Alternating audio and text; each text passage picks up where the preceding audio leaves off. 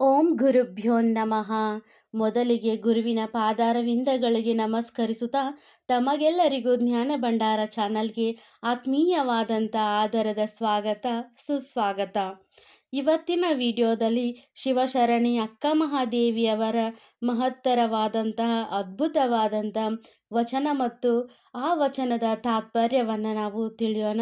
ಇವತ್ತಿನ ವಚನ: ಅಂಗವಿಕಾರ ಸಂಗವ ಮರೆದು ಲಿಂಗವನೊಡಗೂಡಿತ್ತಿಪ್ಪವರ ತೋರಾಯನಗೆ ಕಾಮವಿಕಾರ ಕತ್ತಲ ಎಳಿದು ಭಕ್ತಿ ಪ್ರಾಣವಾಗಿಪ್ಪವರ ತೋರಾಯನಗೆ ತ್ರಿಕರಣ ಶುದ್ಧವಾಗಿ ನಿಮ್ಮ ನೆರೆ ನಂಬಿದ ಸದ್ಭಕ್ತರ ತೋರಾಯನಗೆ ಚನ್ನಮಲ್ಲಿಕಾರ್ಜುನ. ಇದು ಅಕ್ಕ ಮಹಾದೇವಿಯವರ ಒಂದು ಶುದ್ಧವಾದಂತಹ ಅದ್ಭುತವಾದಂತಹ ವಚನ ಅಂತ ಹೇಳ್ಬೋದು.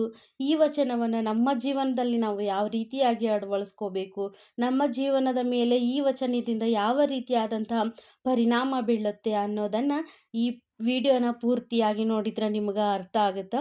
ವಚನ ಇನ್ನೊಂದ್ಸಲ ಹೇಳ್ಬಿಡ್ತೀನಿ: ಅಂಗವಿಕಾರ ಸಂಗವ ಮರೆದು ಲಿಂಗವನೊಡಗೂಡತ್ತಿಪ್ಪವರ ತೋರಾಯನಗೆ ಕಾಮವಿಕಾರ ಕತ್ತಲ ಎಳಿದು ಭಕ್ತಿ ಪ್ರಾಣವಾಗಿಪ್ಪವರ ತೋರಾಯನಗೆ ತ್ರಿಕರಣ ಶುದ್ಧವಾಗಿ ನಿಮ್ಮ ನೆರೆ ನಂಬಿದ ಸದ್ಭಕ್ತರ ತೋರಾಯನಗೆ ಚನ್ನಮಲ್ಲಿಕಾರ್ಜುನ.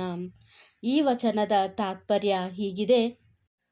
ಈ ವಚನದಲ್ಲಿ ಅಕ್ಕ ಮಹಾದೇವಿಯವರು ಲೋಕ ಸಂಘವನ್ನು ಬಿಟ್ಟು ಶುದ್ಧ ಭಕ್ತರ ಸಂಘವನ್ನು ಬೇಡುವಂತಹ ಹೃದಯದ ಪ್ರಾರ್ಥನೆಯನ್ನು ಮಾಡಿಕೊಳ್ಳುತ್ತಾರೆ. ಯಾರಲ್ಲಿ ಮಾಡ್ಕೊಳ್ತಾರೆ? ಚನ್ನಮಲ್ಲಿಕಾರ್ಜುನಲ್ಲಿ.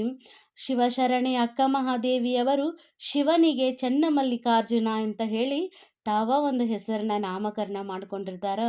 ಶಿವನಿಗೆ ಅವರು ಚನ್ನಮಲ್ಲಿಕಾರ್ಜುನ ಅಂತ ಕರಿತಿರ್ತಾರೆ.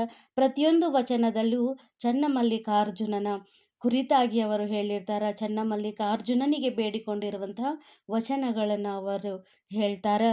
ಈ ವಚನದಲ್ಲಿ ಅವರು ಚನ್ನಮಲ್ಲಿಕಾರ್ಜುನನರಿಗೆ ಹೃದಯ ತುಂಬಿ ಬೇಡಿಕೊಂಡಿರ್ತಾರೆ. ನಮಗೆ ಲೋಕದ ಸಂಘವನ್ನು ಬಿಟ್ಟಿರುವಂತಹ ಶುದ್ಧ ಭಕ್ತರ ಸಂಘವನ್ನು ಕೊಡು ಅಂತ ಹೇಳಿ.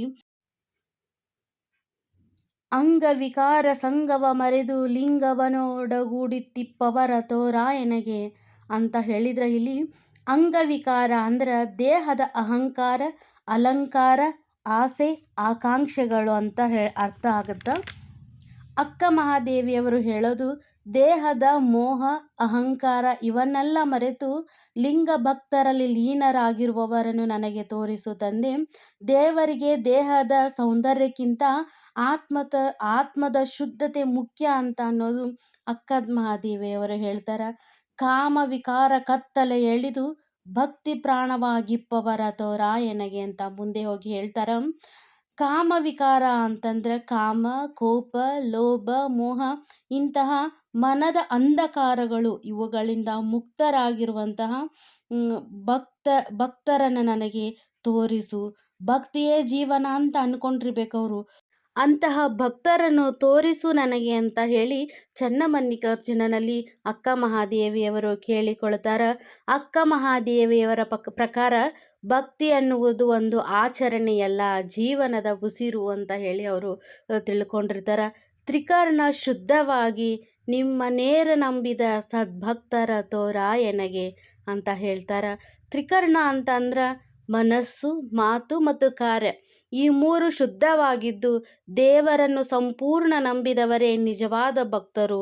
ಅಂತಹ ಭಕ್ತರನ್ನು ನನಗೆ ತೋರಿಸು ತಂದೆ, ತೋರಿಸು ಪರಮಾತ್ಮನೇ ಅಂತ ಹೇಳಿ ಚನ್ನಮಲ್ಲಿಕಾರ್ಜುನನಲ್ಲಿ ಅಕ್ಕ ಮಹಾದೇವಿಯವರು ಬೇಡಿಕೊಳ್ತಾರೆ. ಒಟ್ಟು ಈ ವಚನದ ಸಾರಾಂಶ ಏನು ಅಂತ ಹೇಳಿದ್ರೆ, ದೇಹದ ಮೋಹ ಬಿಟ್ಟು ಬದುಕಬೇಕು. ನಾವು ದೇಹದ ಮೋಹ ಬಿಟ್ಟು ಬದುಕಬೇಕು. ಅಂದ, ಅಹಂಕಾರ, ಆ ಕಲ್ಪನೆಯಲ್ಲಿ ಮುಳುಗಿಬಿಟ್ಟಿದ್ದೀವಿ.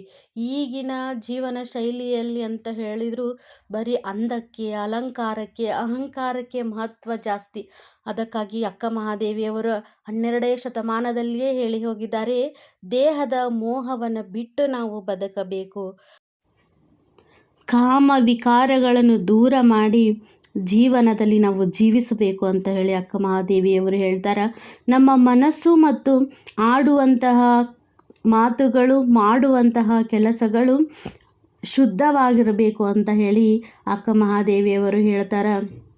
ಅಂತಹ ಜನರ ಸಂಘವನ್ನು ನನಗೆ ಕೊಡು, ಅಂತಹ ಜನರನ್ನು ನನಗೆ ತೋರಿಸು ಅಂತ ಹೇಳಿ ಅಕ್ಕ ಮಹಾದೇವಿಯವರು ಚನ್ನಮಲ್ಲಿಕಾರ್ಜುನನಲ್ಲಿ ಬೇಡಿಕೊಳ್ಳುತ್ತಾರೆ. ಲೋಕದ ಜನರ ಸಂಘ ಬೇಡ ನನಗೆ, ಭಕ್ತಿಯಿಂದ ತುಂಬಿದಂತಹ ಶುದ್ಧವಾದ ಭಕ್ತಿಯನ್ನು ಹೊಂದಿರುವಂತಹವರ ಸಂಘವನ್ನು ನನಗೆ ಕೊಡು ಅಂತ ಹೇಳಿ ಭಕ್ತಿಯಿಂದ ಅಕ್ಕ ಮಹಾದೇವಿಯವರು ಬೇಡಿಕೊಳ್ತಾರೆ. ನಾವು ಸಹ ದೇಹದ ಅಹಂಕಾರವನ್ನು ಬಿಟ್ಟು ಕಾಮವಿಕಾರವನ್ನು ದೂರ ಮಾಡಿ ತ್ರಿಕರಣ ಶುದ್ಧತೆಯಿಂದ ಬದುಕಿದರೆ ಚನ್ನಮಲ್ಲಿಕಾರ್ಜುನ ಕೃಪೆಗೆ ನಾವು ಕೂಡ ಪಾತ್ರರಾಗುತ್ತೇವೆ ಅಂತಲೇ ಹೇಳ್ಬೋದು.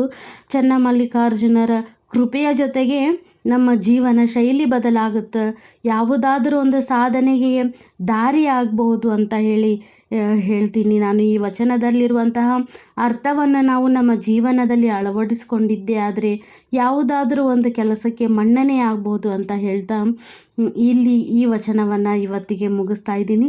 ಇಷ್ಟೊತ್ತರೆಗೂ ನೋಡಿದ ತಮಗೆಲ್ಲರಿಗೂ ಶರಣಾರ್ಥಿಗಳು.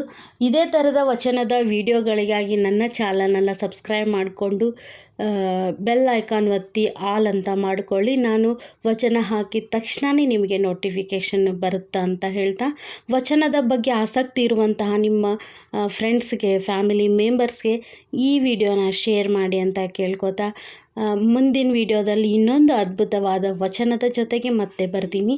ಇನ್ನೊಂದು ವಿಷಯ, ನಿಮಗೆ ಅಕ್ಕ ಮಹಾದೇವಿಯವರ ವಚನಗಳು ಬೇಕು ಅಥವಾ ಬಸವಣ್ಣನವರ ವಚನಗಳು ಬೇಕು, ಯಾವ ವಚನಕಾರರ ವಚನ ನಿಮಗೆ ಇಷ್ಟ ಆಗುತ್ತೆ ಅಂತ ಹೇಳಿದ್ರೆ ಆ ವಚನಕಾರರ ವಚನಗಳನ್ನು ನಾನು ನಿಮ್ಮ ಮುಂದೆ